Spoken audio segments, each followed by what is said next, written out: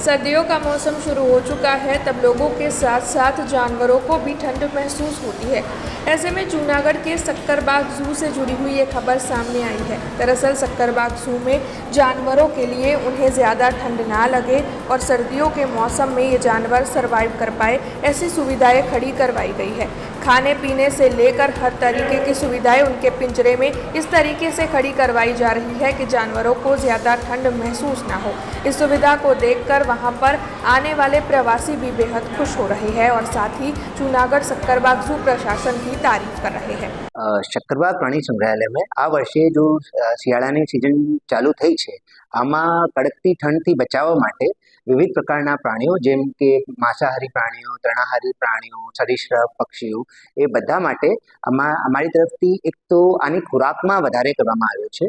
ખોરાક વધારવાથી આનો જો મેટાબોલિઝમ છે આ થોડો આમાં એવો ફરક પડે છે અને આને जो ठंड है आ थोड़ी ओછી लागे છે। આને અલાવા અમારી જો વેટનરી ડોક્ટરની જો ટીમ છે એ સીસીટીવી દ્વારા 24 કલાક અને સતત આનું મોનિટરિંગ ચાલુ રહે છે। અને આને ઉપરાંત જે જેટલા પણ એન્ક્લોઝર્સ છે આમાં તમામ એન્ક્લોઝર્સમાં ગ્રીન નેટની વ્યવસ્થા પણ ઊભી કરવામાં આવી છે।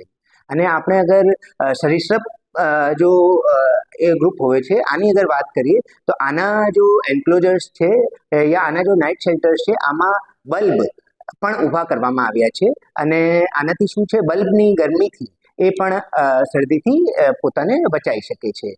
અને આપણે અગર માંસાહારી પ્રાણીની વાત કરીએ તો આમાં આના જો નાઇટ શેલ્ટર હોય છે આમાં ઘાસ પણ પાથરવામાં આવી છે। અહીંયા અમે ઝાવિયર સ્કૂલિંગ સિસ્ટમથી અમે બધા વિદ્યાર્થીઓ અહીંયા ફિલ્ડ ટૂર ઉપર આવેલા છે જાણવા માટે કે બધી એનિમલ્સની મુલાકાત લેવા માટે। અહીંયા ઘણું બધું ડેવલપ થઈ ગયું છે, ઘણા સમયથી આ રિનોવેશન પણ નવું સરસ કર્યું છે અને મારી એવી ઈચ્છા છે કે હું બધાને એકવાર પ્રિફર કરું કે તમે सक्करबाग ઝૂમાં જરૂર એકવાર પધારો અને મુલાકાત લો બધા એનિમલ્સની, ઘણું બધું પ્રકૃતિ વિશે જાણો અને એકવાર આપણે બધું પ્રકૃતિ વિશે જાણવું જોઈએ કે કેવી રીતના બધું શું છે। हमसे जुड़े रहने के लिए हमारे YouTube चैनल को सब्सक्राइब करें और नई वीडियो की नोटिफिकेशन के लिए बेल आइकॉन को दबाएं।